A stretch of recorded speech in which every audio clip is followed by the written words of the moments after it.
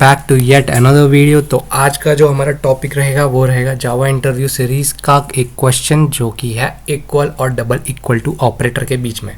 ठीक है, पहले तो मैं तुम्हें कुछ चीज़ें पहले ही क्लियर कर दूं कि ये एक दो साइन है और ये एक मेथड है।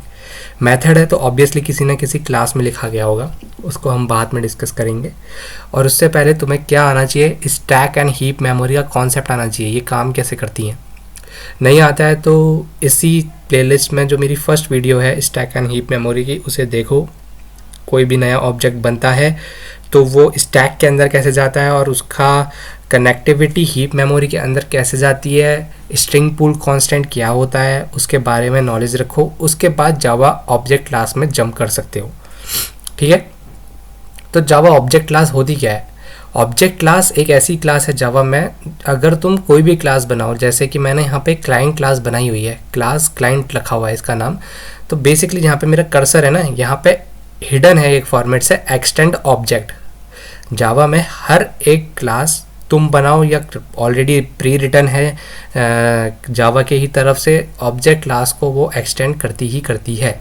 उसके अंदर के तीन इम्पॉर्टेंट हमारे फंक्शन होते हैं। पहला होता है इक्वल, दूसरा होता है टू स्ट्रिंग और तीसरा होता है हैश कोड। ठीक है, इसी के अराउंड हमारा क्वेश्चन रिवॉल्व करेगा इंटरव्यू में, इक्वल, टू स्ट्रिंग और हैश कोड के अराउंड। ठीक है, तो आज हम जो डिस्कस करने वाले हैं वो इक्वल और इक्वल को ही ज़्यादा डिस्कस करेंगे। टू स्ट्रिंग और हैश कोड थोड़ा लंबा कॉन्सेप्ट है, उसको किसी और वीडियो में कवर करेंगे। तो यहाँ पे देखो मैंने क्या करा है, क्लास बनाई हुई है, एक प्राइवेट इंटीजर बनाया है और एक उसका कंस्ट्रक्टर है जो कि एक आईडी एज अ इनपुट लेता है एज एन आर्ग्यूमेंट। और ये जो मेरा इंस्टेंस वेरिएबल है आईडी, इसको असाइनमेंट करा रहा है ये जो मेरा लोकल वेरिएबल है इंट आईडी। ठीक है, ये करा रहा है। अब इसका यूज़ क्या है, इसका यूज़ ये है इक्वल और डबल इक्वल टू में, कि जो इक्वल कंपैरिजन होता है ना, जब तुम डबल इक्वल टू लिखते हो कहीं पे भी, तो वो तुम्हारी रेफरेंस चेक करता है। रेफरेंस का मतलब क्या है, तुम्हारा एड्रेस चेक करेगा, दोनों का एड्रेस सेम है तो वो रिटर्न करा देगा ट्रू, एल्स वो रिटर्न कराएगा फॉल्स। वो उसमें नहीं जाता कि उसकी वैल्यू क्या है। जैसे कि इस एग्जांपल पे आओ, ये नीचे की जितनी लाइन है अभी तुम इसको इग्नोर करो, अभी बस इन दो फर्स्ट लाइन्स को देखो। ठीक है, इसमें क्या हो रहा है, इसमें मैं क्लाइंट क्लास का एक ऑब्जेक्ट बना रहा हूँ क्लाइंट वन, और जैसे ही मैंने न्यू लिखा तो एक नया ऑब्जेक्ट बनेगा मेरी हीप मेमोरी के अंदर, और उसके अंदर एक वैल्यू असाइनमेंट हो जाएगा 25 का। अगली बार मैं क्या कर रहा हूँ, दोबारा क्लाइंट नाम की एक क्लास जो है उसका एक और ऑब्जेक्ट बना रहा हूँ, और न्यू के थ्रू मेरा एक नया ऑब्जेक्ट बना और उसकी भी वैल्यू मैंने क्या रख दी 25। अब जब तुम इन दोनों को client one equal to client two करने जाओगे, जब डबल इक्वल टू ऑपरेटर लगाओगे तो ये रिटर्न कर देगा फॉल्स। रीज़न, ये ऑब्जेक्ट जो बने ना, जो ये रेफरेंस वेरिएबल होता है क्लाइंट वन और यहाँ पे रेफरेंस वेरिएबल है क्लाइंट टू, तो ये जो रेफरेंस वेरिएबल बने इनके एड्रेस को कंपेयर कर देगा वो ये जो 25 वैल्यू है उनको कंपेयर भी नहीं करेगा। ठीक है, बाहरी बाहर से आ जाएगा रिटर्न होके, तो वो रिटर्न करा देगा फॉल्स। ठीक है, इसका मेरे आईडी से क्वेश्चन, ये तुम इसको कॉपी कर सकते हो कोड में, इस वीडियो के बाद जाके चेक करना कैसे काम कर रहा है। अभी के लिए मैं तुम्हारे लिए क्या लेके आया हूँ, जैसे मैंने तुमको बताया client one equal to client two, ये रिटर्न करवा देगा तुम्हें फॉल्स। ठीक है, एक और मैंने ऑब्जेक्ट बनाया client three equal to client one. ठीक है, अब इस केस में क्या हो रहा है, ये सेम ऑब्जेक्ट की तरफ रेफरेंस कर रहा है, क्योंकि तुमने यहाँ पे न्यू कीवर्ड ही यूज़ नहीं करा तो तुम्हारा ऑब्जेक्ट ही नहीं बना। तो हुआ क्या, क्लाइंट थ्री सीधे क्लाइंट वन की तरफ पॉइंट कर रहा है, क्लाइंट वन का जो ऑब्जेक्ट है उसकी तरफ पॉइंट कर रहा है, तो ये रिटर्न करा देगा ट्रू। तुमने न्यू कीवर्ड लिखा नहीं तो तुम्हारा कोई ऑब्जेक्ट बना नहीं। ठीक है, अभी इसी में अगर मैं अब इक्वल्स जो मेरा मेथड है ऑब्जेक्ट क्लास का, उसको यूज़ करता हूँ। किस में यूज़ कर रहा हूँ, ये दो फर्स्ट लाइन थी हमारी क्लाइंट वन और क्लाइंट टू वाली, इसमें यूज़ करूँगा। कैसे कर रहा हूँ, client one dot equals client two pass कराया। अब ये जो इक्वल्स होता है ना, ये चेक करेगा इंटरनली, वैल्यूज़ को चेक करेगा। ठीक है, ये क्या करेगा, वैल्यूज़ को चेक करने जाएगा कि ये वैल्यू इसके अंदर आती भी है या नहीं आती है। ठीक है, लेकिन उससे भी पहले हमको ये ओवरराइड करवाना पड़ता है हर बार, टू स्ट्रिंग ऑब्जेक्ट और हैश कोड। ठीक है, तो होता क्या है, अगर तुमने इसको ओवरराइड नहीं कराया तो ये रिटर्न करवा देगा तुम्हें डायरेक्टली फॉल्स। ठीक है, वो ऑब्जेक्ट कंपेयर करेगा, ऑब्जेक्ट उसको सेम नहीं मिलेगा। तो इसके लिए क्या होता है, हम इसको इक्वल्स को ओवरराइड करवाते हैं, इक्वल्स को ओवरराइड कराते हैं। किससे, जो ऑब्जेक्ट इनकमिंग ऑब्जेक्ट है उसको कंपेयर करा जाता है उसकी जैसे यहाँ पे मैंने आईडी से कंपेयर करा दिया, अदर डॉट आईडी जो कि यहाँ से आ रही है, और ये जो आईडी है जो कि मेरे को इनिशियली रिसीव हो रही है, अगर ये है तो फॉल्स रिटर्न कराओ, नहीं है तो ट्रू रिटर्न करा दो। ठीक है, अब ये ओवरराइड के बाद देखो ये लाइन जो लिखी मैंने यहाँ पे, जो मैं हाईलाइट कर रहा हूँ यहाँ पे, इस लाइन को गौर से देखो। जब मैं इसको ओवरराइड करने के बाद लिखता हूँ client 1 डॉट इक्वल client 2, तो यहाँ पे ओवरराइड हो चुका है। ओवरराइड होके क्या आया, मैं यहाँ पे वैल्यूज़ को देखा जाए तो वैल्यूज़ को कंपैरिजन करने लग गया हूँ, तो ये रिटर्न कराता है ट्रू।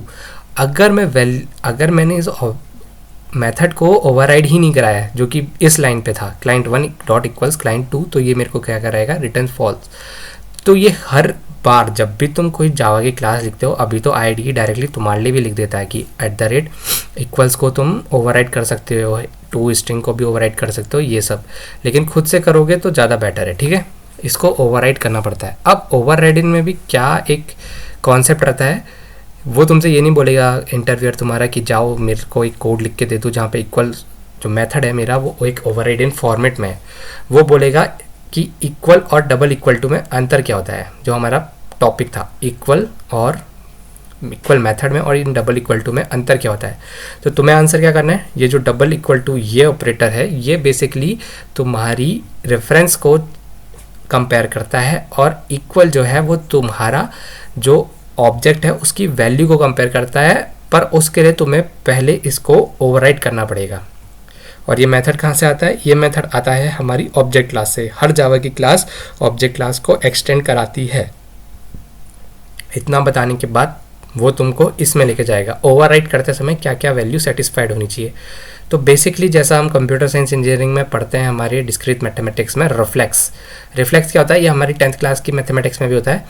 अगर x डॉट इक्वल x है तो ये रिटर्न करना चाहिए ट्रू।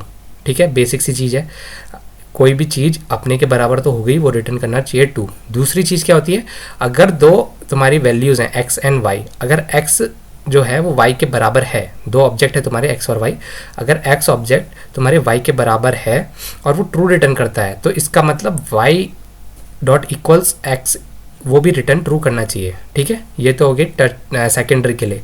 टर्सरी के लिए क्या होता है, अगर x ऑब्जेक्ट y ऑब्जेक्ट के बराबर है और वो रिटर्न करता है ट्रू, तो और अगर y ऑब्जेक्ट जो है मेरा वो z ऑब्जेक्ट के इक्वल है और वो भी ट्रू रिटर्न करता है, तो इसका मतलब जब x इक्वल z ऑब्जेक्ट होगा तो वो भी रिटर्न ट्रू करना चाहिए। ये तीन कंडीशन, रिफ्लेक्स, सिमेट्रिक और ट्रांजिटिव।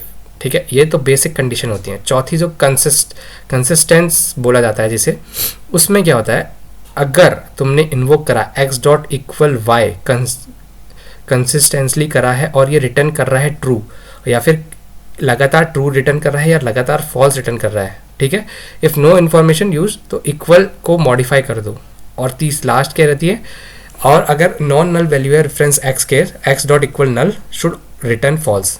जब भी अगर तुम नल से कोई भी वैल्यू को इक्वल करवाते हो तो उसने रिटर्न फॉल्स करना चाहिए। ये जो नल का कॉन्सेप्ट है ना, ये हमारी रैपर क्लास में होता है। इसकी एक पहले वाली वीडियो में मैंने तुमको समझाया है कि रैपर क्लास में नल भी एक वैल्यू की तरह कंसिडर करा जाता है जावा में, और उसका यूज़ केस होता है। ठीक है, तो ये चीज़ें तुम्हें उसे बतानी पड़ेंगी, ये सब चीज़ें सेटिस्फाइड होनी चाहिए जब भी तुम इस ऑब्जेक्ट को, किसको, इस फंक्शन इक्वल को जो ऑब्जेक्ट क्लास में प्रेजेंट है उसको ओवरराइड करते हो। ठीक है, ओवरराइड करने के लिए ये सारी चीज़ें सेटिस्फाइड होनी चाहिए। ठीक है guys, Shubham Kandpal signing off.